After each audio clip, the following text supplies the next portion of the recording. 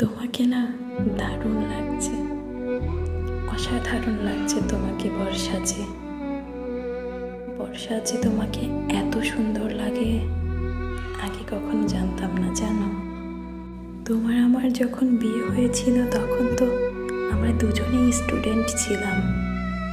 বাবা মামা মেনে নিবে না দেখে আমরা পালিয়ে বিয়ে করেছিলাম, যার কারণে তোমার আর বর্ষা যা হয়নি। আমিও সাজেনি বউ। বিয়ে হয়েছিল, অনেক সুন্দর সুখের ছোট্ট একটা সংসার ছিল আমাদের। মনে আছে তোমার?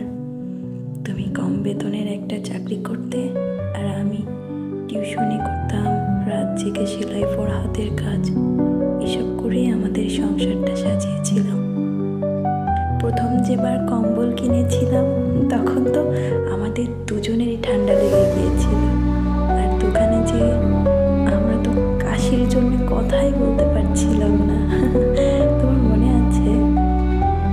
আর যেবার তুমি লুকিয়ে লুকিয়ে টাকা জমিয়ে আমার জন্য ফ্রিজ কিনে আনলা, সেবার তো আমি রাগে করেছিলাম, কথাই বন্ধ করে দিয়েছিলাম তোমার সাথে।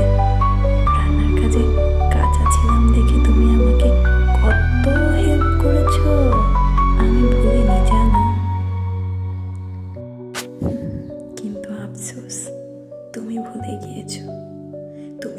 গিয়েছো যে একটা মেয়ে তোমাকে ভালোবেসে তোমার ভালোবাসা পাওয়ার জন্যে তার আপনজন সকল কাছের মানুষকে ছেড়ে তোমার কাছে এসেছিল। তুমি ভুলে গিয়েছো যে মেয়েটা তার বাবার রাজকন্যা ছিল, সে তোমার বাসায় এসে তোমার ভালোবাসা পাওয়ার জন্যে সব কিছু ভুলে চাকরানির মতো থেকেছে, যে নিজের পছন্দ অপছন্দ সব কিছু বিসর্জন দিয়েছে শুধুমাত্র তোমার আর্থিক সংকটের কারণে। নিজের মধ্যে অসুস্থতা, মরণ ব্যাধি বসেছে, তবুও তোমাকে বলেনি আমি অসুস্থ, আমাকে ডাক্তার দেখাও।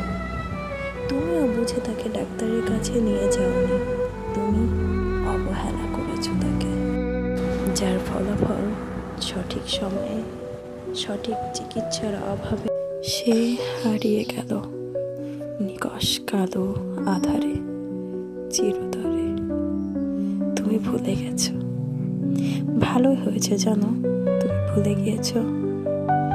ভুলে গিয়ে ভালো থাকো। সব কিছু ভুলে যাওয়ার সাথে সাথে সেই কথাটাও ভুলে যেও যে আমার আর তোমার কবর এক জায়গায় পাশাপাশি হবে। তুমি বিশ্বাসঘাতক, স্বার্থপর।